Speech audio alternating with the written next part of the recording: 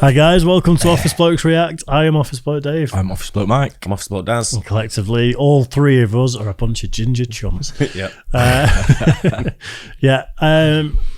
going to do a bit of Jeffrey Dahmer, but before we get into that, all I wanted to say is I looked at the analytics again the other day, and we're still about 63-64% people not subscribed that are watching us. And even people that I see regularly in the comment section. I just looked today, you're absolutely right. It's madness, isn't it? Yeah, absolutely crazy. Cost What, you the band? nothing. Yep. Da, da, da. One step beyond.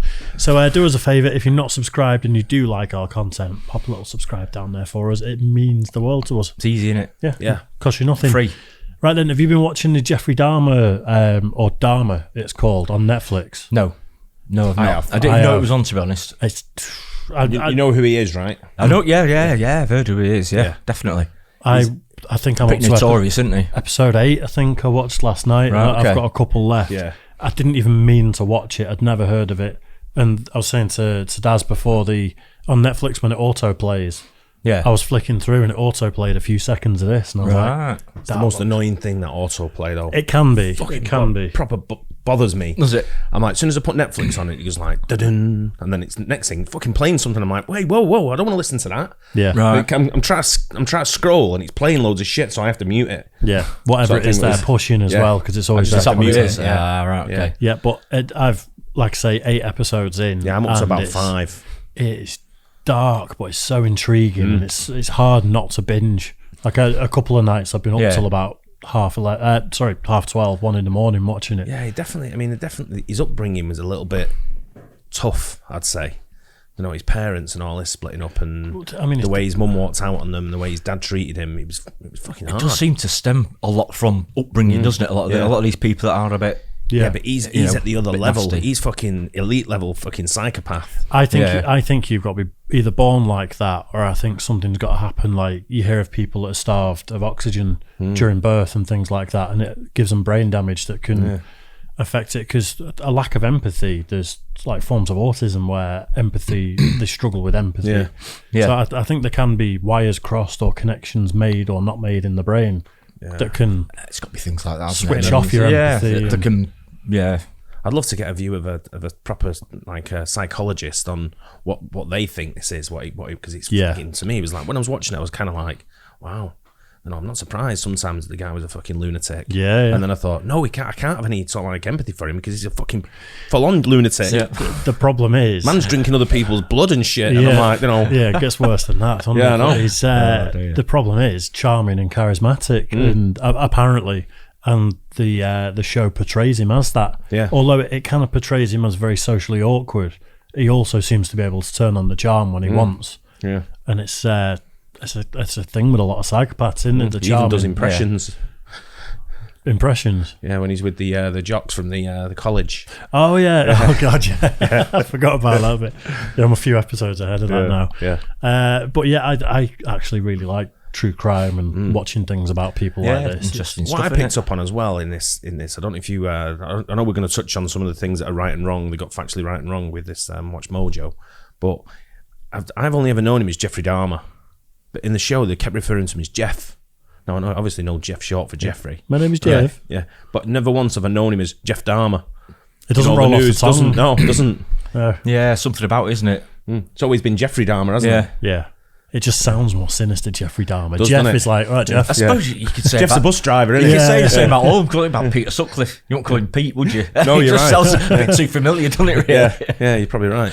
But I don't know. It's a funny one, isn't it? I mean, there could be a couple of spoilers here. This has only been out for hours. Yeah. And I've not finished it yet. And you're like, I've not finished it, but I'm fine with it because I know the full story anyway. Yeah. I haven't watched any of it, so watch it. It's good. Yeah. No, it sounds like it. Yeah.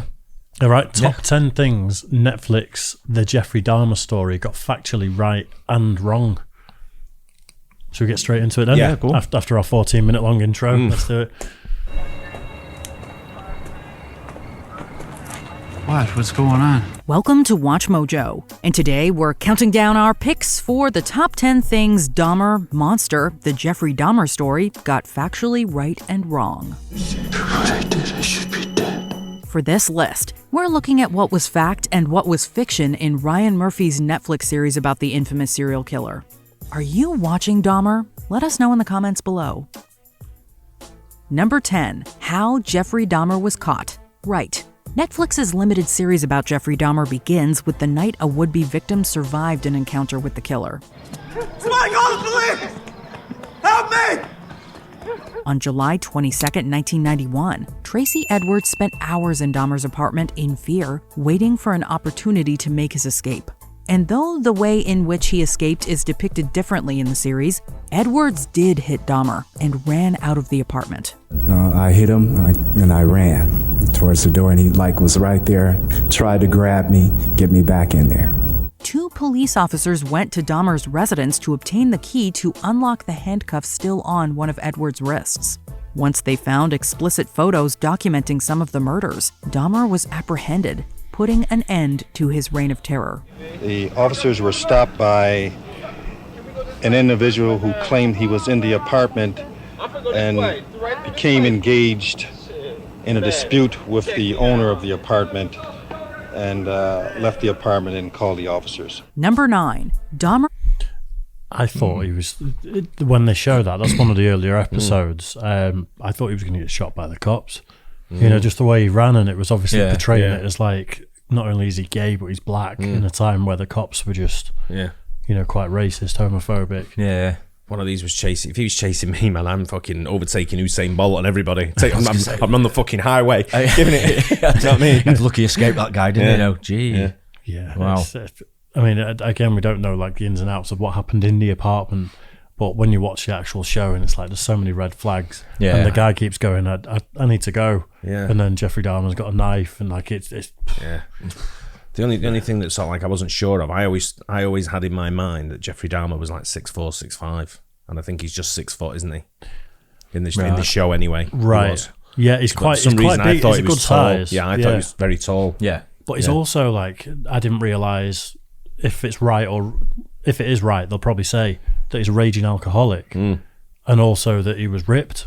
Yeah. Like he's working out constantly. He's working out all the time, isn't he? Yeah. Yeah. Let's carry on. Or yellow contacts. Right. One of the lesser-known facts about Dahmer was his strange habit of wearing yellow contact lenses. You see my contacts? They're just like the Emperor's.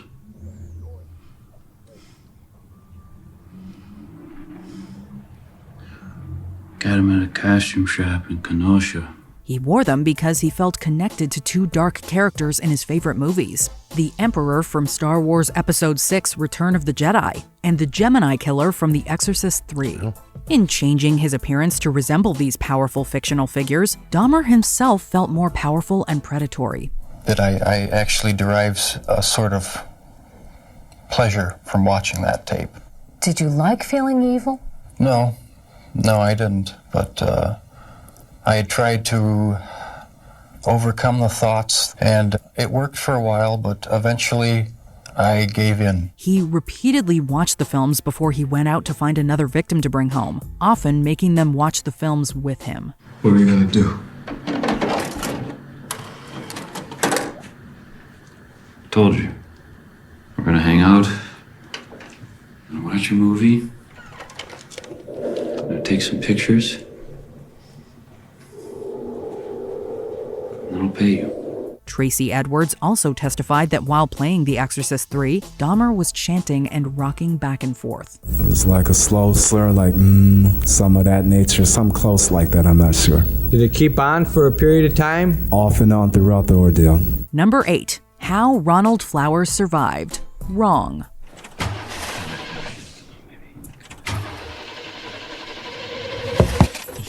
Jesus. Don't worry, I'm not a cop.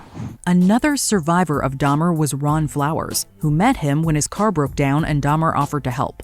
He took him to his grandmother's West Allis residence and drugged his coffee. But Dahmer is interrupted when his grandmother sees that something is wrong with the young man. You should take that young man to a hospital. What? He's just a little wasted, Grandma. I will not have some stranger dying in my house. He'll be fine. Just let him sleep it off. Jeez. No. Something is not right here. She is adamant about staying with the unconscious guest, making sure he gets on a bus the next morning. But her actual involvement in saving Flowers from her grandson has never been reported. Like in the series, Flowers woke up in County General Hospital. Where am I? You OD'd. You're lucky to be alive. But what isn't mentioned is that he was also covered in abrasions and believed he might have been assaulted. He later testified that he didn't know how he got there, though the series provides a fictional scenario. The guy I met last night, he was weird. He must have slipped something in my drink. Dude tried to kill me. Number 7. There was a famous England footballer called Ron Flowers. You might remember him, being of your age. Played in the '66 World Cup final from Birmingham. Oh, yeah. I think he played for Wolves. But yeah, I remember that name now because of that. But I've not got to that bit yet in the show. Have you not? Right, No. okay. But this is just like, it just gives me goosebumps watching it. Just people like this are just so far out there, aren't they? It's the guy. Is the guy still alive and in prison? Is he? No, or? he got executed. Oh, did he? Yeah. Ah, right. What a role that the actor's playing, though. Oh, he's a bang on actor. It's absolutely amazing. What's the isn't actor's it? name? Evan I'm not sure. Somebody, isn't it? But again, I don't know the actor, and maybe if I saw him out of character, I'd know him. Yeah. But yeah, he's called Evan somebody, I think. So someone will let us know in the comments, or we can have a look afterwards. the way he talks, when they actually showed Jeffrey Dahmer in an interview then, and it's like, It's Not same. much difference, bang was on. there? Yeah. Guy's definitely done his homework, Scary, hasn't isn't he? it? Yeah. Dahmer posed in yearbook photos. Right. How did he get in there? I don't know. Dan, how did you not catch this? I'm sorry, I didn't see him in the photo. That's your goddamn job, Dan. The Netflix series mainly follows Jeffrey Dahmer as an adult. But a flashback to him in high school shows him sneaking into a yearbook picture for the Honor Society, despite not being a member. Yes, he actually did this, and his face was subsequently blacked out of the photo. My Friend Dahmer, both the graphic novel and its film adaptation, go further into the prank and the other club photos he infiltrated. Excuse me, what do you... Oh, no. Is that really necessary? Former classmates have described how his bizarre behavior in school quickly went from entertaining to concerning, given his heavy drinking. And I remember sitting next to him in a first period, I believe, history class, and he had a styrofoam cup of scotch, I believe it was scotch. I remember saying, "Jeff, what is that?" And he threw his head back and he shook it and he said, "It's my medicine." Number 6. Dahmer killed Dean Vaughn. Wrong. In episode 7, Glenda Cleveland meets Dean Vaughn, a new resident of the Oxford Apartments. Sorry I snapped on you. You gotta be careful in this neighborhood. Well, I'm a good guy. Scout's honor. She sees him talking to Dahmer in the hall and is visibly concerned. The series doesn't follow through with his story, but it does point viewers in a certain direction. However, Vaughn was really a tenant in the building.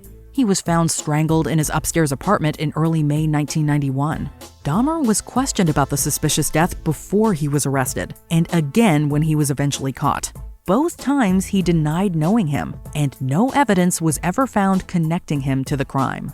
As of 2022, the murder of Dean Vaughn is still unsolved. And what about Dean Vaughn? You was talking to him in the hallway, then I never saw him after that.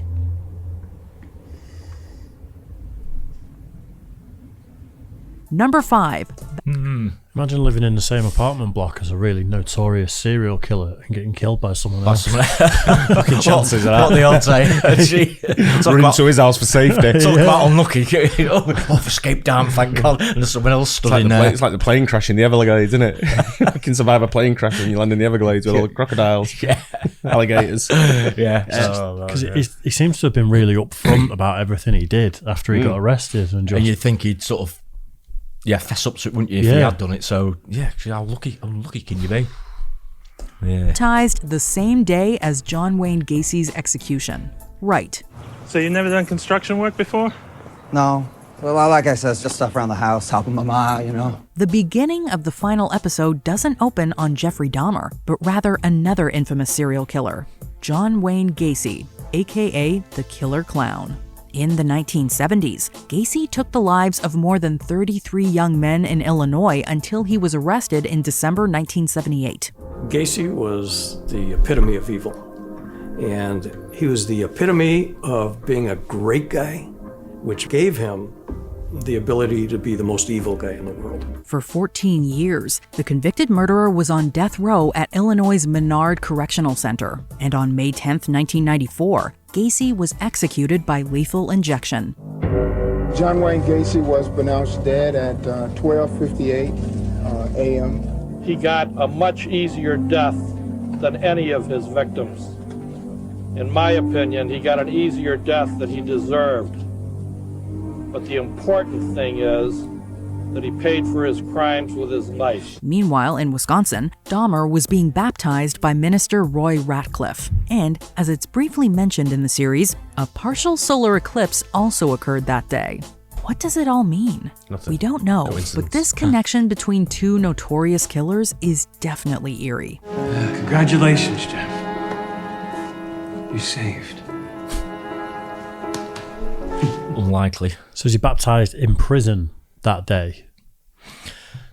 It looks like you wouldn't normally do it in something like that, would you? Yeah, it'd be more of a coincidence if he was like 13 years old and got baptized on the same day, because it's probably a high-profile execution. He chose to be baptized on that day. Do you think? If he's in prison and is, probably, yeah. But do you think prisons would allow that? I think if you want to find religion, you could probably try and time it to coincide with something. They maybe wouldn't think about it. Well, I bet they would. Do you think so? Yeah. You can't have a piss without being measured in prison.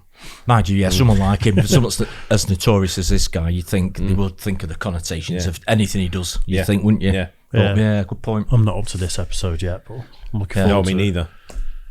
Thanks. Thank you. Number 4, victim impact statements. Right. I would like to say to Jeffrey Dahmer that he don't know the pain, the hurt, the loss, and the mental state he's put our family in. One of the most heartbreaking parts of Jeffrey Dahmer's 1992 trial was hearing the impact statements. After sitting through the details of his crimes, family members of the victims had the opportunity to address the court. One of the more harrowing statements came from Rita Isbell, the sister of Errol Lindsay. Jeffrey, I kill you. God damn it, look at me, motherfucker. The series recreates the emotionally charged moment with actress Deshawn Barnes, who embodied the palpable pain, anger, and sadness of Isbell in her performance. Now, I don't want to ever have to see my mother go through this again. Never, Jeffrey. Jeffrey, I hate you. And Dahmer's own practically the statement same, took a wasn't it? lot from Yeah. the real-life one. That I did what I did, not for reasons of hate. I hated no one. Number 3, Glenda Cleveland lived at the Oxford Apartments. Wrong. In the series, actress Niecy Nash plays the role of Glenda Cleveland, a woman who is often overlooked in the Jeffrey Dahmer case. She interacts with him, mostly to complain about the smell and noise coming from his apartment through her vent. I gotta say, that smell is worse than ever. Is it? The real Cleveland actually lived in the building next to the Oxford Apartments. The character is likely a composite of Cleveland and Pamela Bass, the woman who lived across the hall from Dahmer, who possibly unknowingly consumed human meat given to her by her neighbor. However, Glenda Cleveland did continuously call Milwaukee police after her daughter Sandra Smith and niece Nicole Childress told her about a boy they tried to help. Number 2, Milwaukee police officers returned a victim back to Dahmer's apartment. Right. That's the one the kids. That's the one the kids spotted, wasn't it? And then they had the actual phone call to the police. Really? Yeah, and it was shit what the police were saying. Yeah, I mean, we're talking about a time with sort of systemic racism, systemic homophobia, and all that sort of stuff. And like the cops go into when they go into his apartment, and it's like, you know, they make comments about the fact that we don't want to catch anything, so we don't want to come in your apartment. And it's like, they've got so much to answer for in that situation. But literally, a guy that's drugged and has managed to get out, and he's 14. He's 14 years old. Really? Wow. And the cops take him back to Jeffrey Dahmer's apartment. Well, there's a dead body lay on the floor as well. Yeah, and they wouldn't have a look round because they were trying to catch someone. Absolutely bizarre. It's just absolutely it's harrowing, isn't it? But it's terrible. He basically said it's his boyfriend, and he's had too much to drink, and they've had a bit of a tiff. Yeah, it's so crazy. Yeah. What are you doing? In late May 1991, some young women, including Smith and Childress, found Conorak synthesophone stumbling in the streets. not in the Oxford apartment's hallway as shown in the series. They called the police to help the very young-looking boy. He was holding on to me with a really, really strong grip, and he was trembling, he was shaking. So I just stayed with him, and I was like, I'm gonna get you some help. But when Dahmer came back to his apartment, he convinced officers Joseph Gabrish and John Balcerzak that Cynthia Somphone was of age and his boyfriend. In the series, Cleveland is at the scene confronting police, trying to tell them that he was a minor. Wait. You just gonna let him take this baby back inside? Ma'am, he's telling me this is where they live. We're gonna take him back inside. Y'all don't at least want to find out how old this boy is first? Ma'am, he says it's his boyfriend. We'll handle it from here.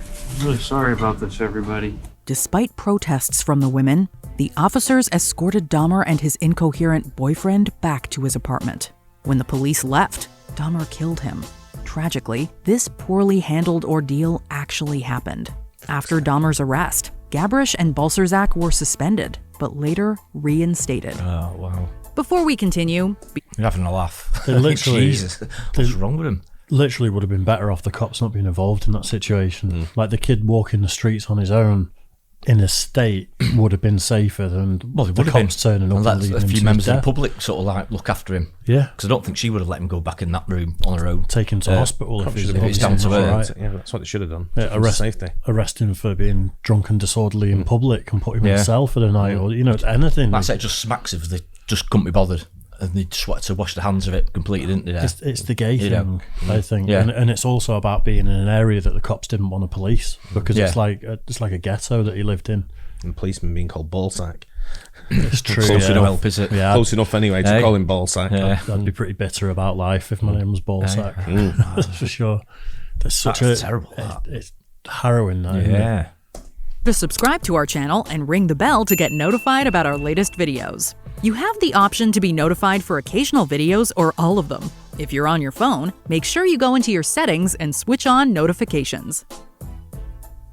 Number 1. Dahmer always wore his glasses at trial. Wrong. Mr. Dahmer, before I impose sentence, I understand you have a statement you'd like to read? Yes, Your Honor. Towards the end of the series, Jeffrey Dahmer goes on trial for the murders. While the majority of the scenes are accurately recreated, there's one detail that was different. Evan Peters as Dahmer almost always wears the killer's trademark glasses. But the real Dahmer specifically did not wear his glasses throughout most of the trial. His reason? He didn't want to look the jury or victims' families in the face. Yes, it's a small inaccuracy in a largely true-to-life series. However, his decision to remove his eyewear is significant because it shows that he was unable to face his crimes. Because I didn't feel accountable to anybody. I didn't feel that I had to face what I had done ever. And so there comes a point where a person has to be accountable for what he's done. Can't go around making excuses, blaming other people or other things. Did you enjoy this video? Check out these other... It's a great watch. Yeah, sounds like it. Yeah, unbelievable. It looks like in the movie they were thinking he looked more familiar with his glasses on, so maybe that's the reason why they kept him on, because that's like the iconic picture of him, I suppose, isn't it, with his glasses. So I suppose there's a bit of artistic license. They probably thought, keep the glasses on, sort of thing, I suppose. Yeah, but, not a big deal, that one, is it? It's in keeping with the brand. Like throughout the whole thing, he wears his glasses. So suddenly he's in court and you go, who's that? Yeah. It's going to detract away from what's actually going on. That guy on trial in the orange suit? Yeah.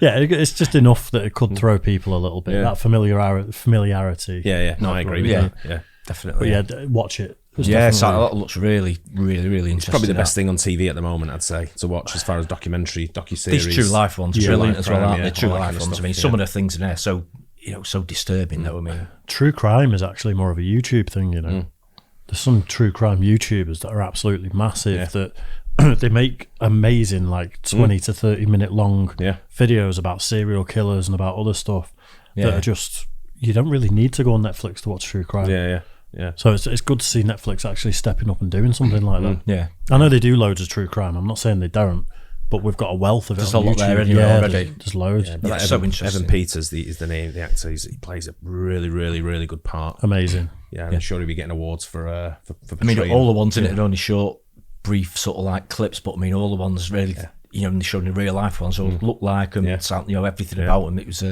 pretty good casting, I think. Yeah, pretty good. Interesting to watch. Let us know in the comments if you're watching it, what you think. We'll catch you guys on the next one. Cheers, guys.